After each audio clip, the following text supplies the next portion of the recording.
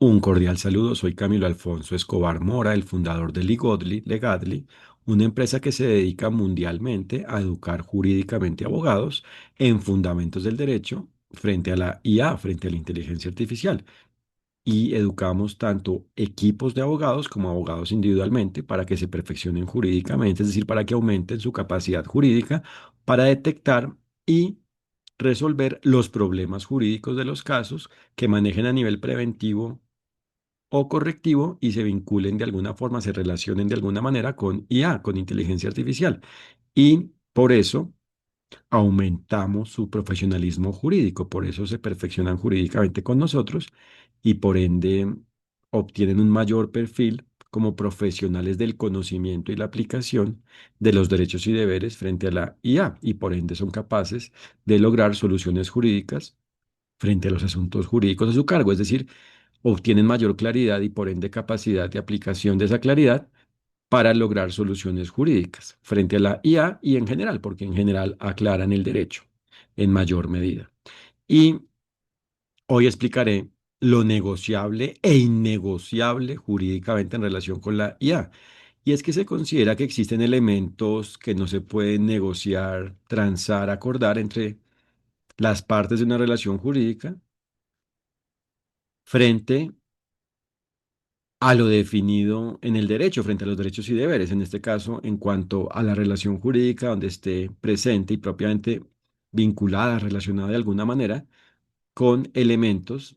de inteligencia artificial, donde esté presente inteligencia artificial y, en definitiva, donde exista algo ligado con inteligencia artificial, porque puede tratarse de una relación jurídica donde en el inicio se cree inteligencia artificial y esto inicia con la ideación de la forma que tendrá la IA, después con el diseño de esa forma y después con el desarrollo y propiamente producción final, definitiva, total del producto, del respectivo producto de IA involucrado, del respectivo objeto de IA involucrado, del respectivo producto involucrado. Entonces, en ese caso, la IA no existe desde el inicio. Y a la vez es posible que en un caso se den esas fases de creación de la IA y a la vez, una vez exista, se presenten interacciones ante estas. Entonces, en general se trata, para que esto quede claro, de que cualquier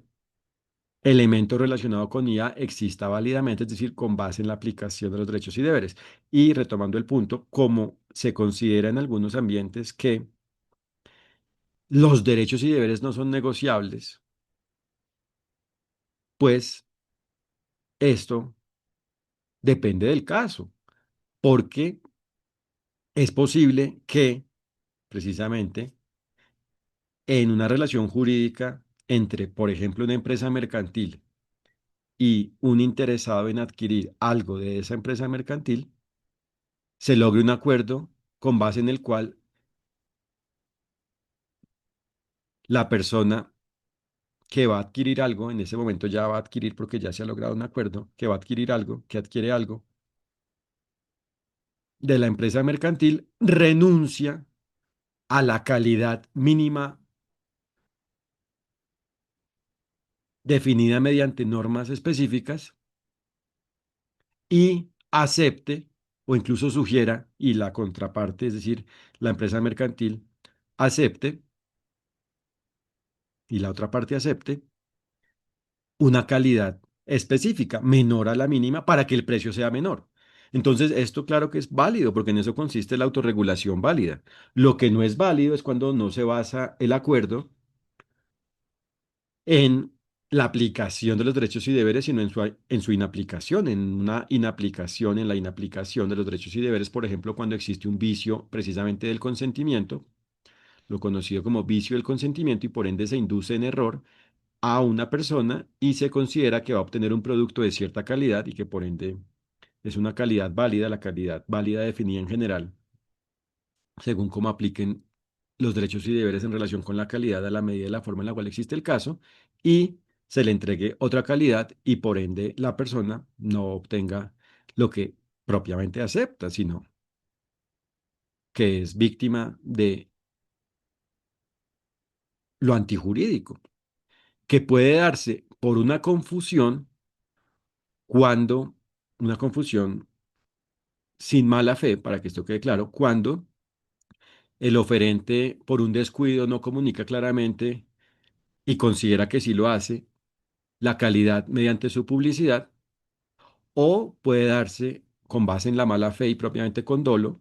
con la intención de ello, de inducir en error a una persona, cuando se conoce que la calidad es menor a la comunicada mediante la publicidad y se entrega un producto menor, de menor calidad.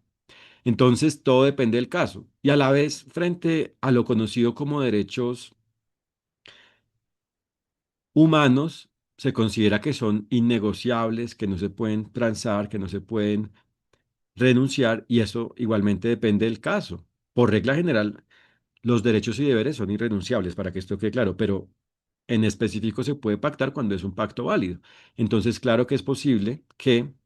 se restrinja algo válidamente, así como vimos en el caso de la calidad, igualmente en el caso, por ejemplo, de un debido proceso. Es posible que se acepte acudir a una forma específica de solución de un conflicto, cuando se presente un conflicto, en el caso de presentarse, y esto no afecta el acceso a la justicia porque se acepta válidamente ello, ¿cierto? Es decir, se renuncia a acudir a las autoridades ordinarias generales, por ejemplo, judiciales o administrativas del sector público, que sean competentes, según el caso,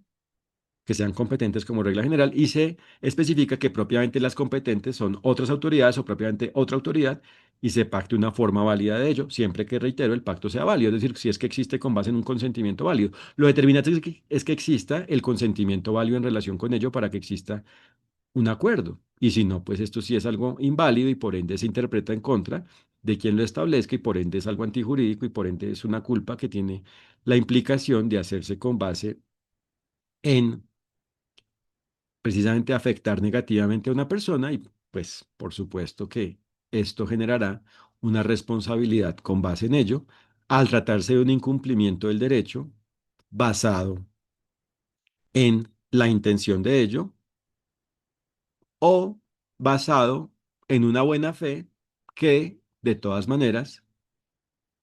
no es suficiente porque no se logra diligencia, porque no se logra aplicar los derechos y deberes, sino que existe la intención de actuar con base en la aplicación de los derechos y deberes, pero no se aplican porque por un descuido, como indicaba inicialmente, no se da y por ende en ese caso es una responsabilidad con menores consecuencias que en el otro caso, pero de todas maneras es una responsabilidad significativa porque se afecta por ende negativamente a una persona, se vulneran los derechos y deberes de una persona. Entonces, si es posible negociar elementos, es decir, pactar, definir la forma en la cual aplican los derechos y deberes en una relación jurídica, si es que cada una de las partes actúa precisamente, por ende, aplicando los derechos y deberes para definir ello. Por eso es que se trata de la autorregulación válida y no de la autorregulación antijurídica inválida. Por ejemplo, el establecer condiciones abusivas mediante, por ejemplo, un documento de convenio al cual alguien interesado en relación con un producto de IA se adhiere sin poderlo negociar y que se pretenda que eso es aplicable y que por ende se afecten, es decir, se hagan inaplicables los derechos y deberes de esa persona y en general que se hagan inaplicables los derechos y deberes en el caso, porque al hacerse inaplicables los derechos y deberes de una parte, en general esto es inaplicable los derechos y deberes de todos, porque todo está conectado. Si algo es inaplicable, todo es inaplicable. Si un derecho es inaplicable, son inaplicables los demás derechos y todos los deberes y propiamente son inaplicables los derechos y deberes, todos los derechos y deberes. Entonces, por eso es determinante conocer los fundamentos del derecho y propiamente los derechos y deberes, la forma de los derechos y deberes para saber cómo proceden, aplican y por ende cómo se deben y por ende cómo se pueden aplicar a la medida del caso. Y por eso los abogados que aumentan su conocimiento y en general su capacidad jurídica en relación con los fundamentos del derecho, pueden manejar cualquier asunto jurídico, cualquier caso, cualquier relación jurídica relacionada con inteligencia artificial. Les agradezco por su atención y los invito a www.legadly.ca para que conozcan nuestro enfoque como organización, como empresa, para que conozcan nuestros servicios de educación jurídica de alto nivel, de alto valor jurídico para abogados frente a los fundamentos del derecho ante la IA y para que a través de nuestros contenidos del blog se perfeccionen jurídicamente sobre elementos de los derechos y deberes ante la IA en relación con la inteligencia artificial. Muchas gracias por su atención. Que estén muy bien. Como se dan cuenta, eso es determinante, es algo fundamental, determinante, para que mediante su abogacía sean capaces de manejar asuntos jurídicos a nivel preventivo o correctivo, vinculados, relacionados, ligados de alguna forma con inteligencia artificial y, reitero, y en general, cuando aclaran el derecho frente a la IA, al ser una forma de concretar el derecho, en general aclaran el derecho y por ende, en general aumentan su perfil jurídico, su perfil como abogados, su capacidad jurídica, el ejercicio, el alcance de su abogacía, su profesionalismo jurídico, su profesionalidad jurídica. Gracias, que estén muy bien.